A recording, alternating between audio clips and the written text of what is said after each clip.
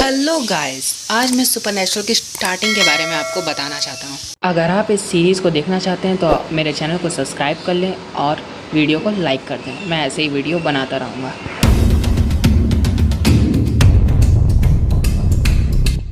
आज मैं आपको बताने वाला हूँ कि इनकी जर्नी कहाँ से होती है और वो ये कैसे अपने पिता के नक्शे कदम पर चलते हैं।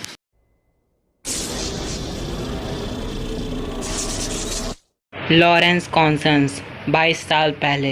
यह एक खुशहाल पारिवारिक दृश्य है क्योंकि मैरी और जॉन विंचेस्टर में अपने बच्चों यानी 6 महीने के सैम और 4 साल के डीन को रखा है।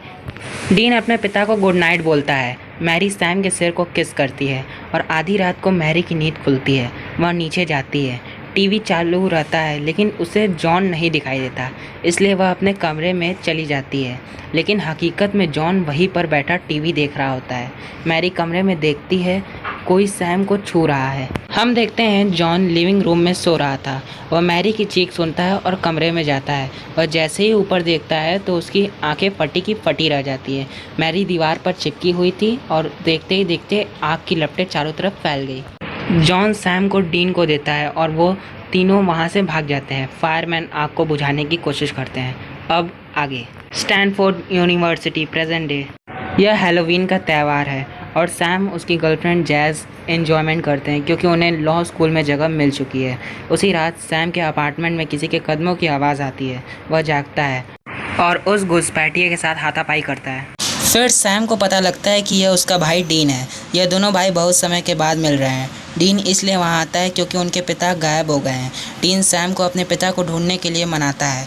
घोस्ट हंटिंग विंचेस्टर का पारिवारिक काम है।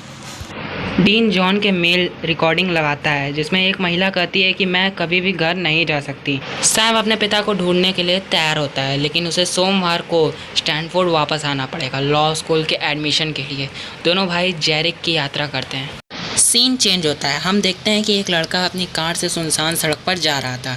तभी अचानक सड़क के किनारे एक लड़की दिखाई देती है। वह उससे लिफ्ट मांगती है। वह उसे लिफ्ट दे देता है।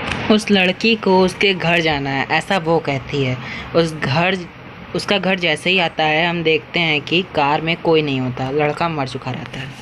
दोनों भाई उस जगह जाने के बारे में सोचते हैं। वह उस घटना स्थल पर जाते हैं और नकली पुलिस अफसर का गेटअप लेते हैं। ऑफिसर बताते हैं कि इसका नाम ट्रॉय स्क्वायर था। वो अपनी कार से कहीं जा रहा था, तभी उसकी हत्या हो गई। स्थानीय लोग बताते हैं कि यहाँ पर एक भूत है जो लिफ्ट मांगती है और उसे मार डालती है। और पता चलता है कि उस लड़की का नाम कॉन्स्टेंस वेल्च है जिसने अपने बच्चों को बाथटब में डुबोने के बाद एक पुल से कूदकर खुद को मार डाला था। उसी रात वो दोनों भाई उस पुल पर जाते हैं और वह देखते हैं कि एक लड़की जो है वो उस पुल से कूदने वाली होती है। दोनों भाई उसे बचाने के लिए दौड़ते हैं। तभी डीन जल्दबाजी में नीचे कूद जाता है। सैम नीचे झांक कर देखता है और हंसता है क्योंकि डीन कीचड़ से लथपथ हो चुका था। एक होटल में जांच करने पर दोनों भाइयों को पता चलता है कि उनके पिता वहां कई दिनों से रह रहे थे और उनके कमरे में जाते हैं। वह देखते हैं कि दीवार पर कुछ नोट्स एक्सेट्रास रखे रहते हैं। डीन बाहर खाना लेने जाता है। तभी पुलिस उसे पहचान लेती है और उसे गिरफ्तार कर लेती है।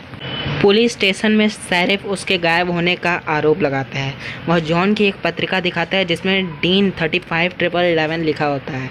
यहाँ पर डीन से पूछताछ की जाती है और वहाँ पर सैम कॉन्स्टेंस वेल्च के पति जोसेफ वेल्च से मिलने जाता है, जो सैम को बताता है कि कॉन्स्टेंस को उनके पुराने घर के पीछे एक भूखंड में दफनाया गया है, वही घर जहाँ उनके बच्चे डूब गए थे।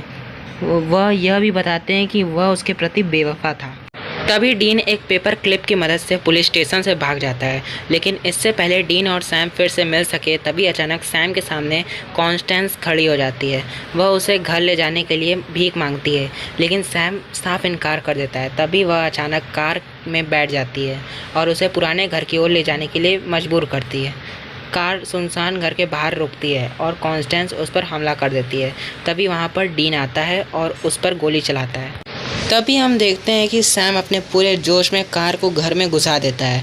घर के अंदर उसके बच्चों की आत्माएं आती हैं और जैसे ही वह उसे गले लगाती है वो तीनों गायब हो जाते हैं।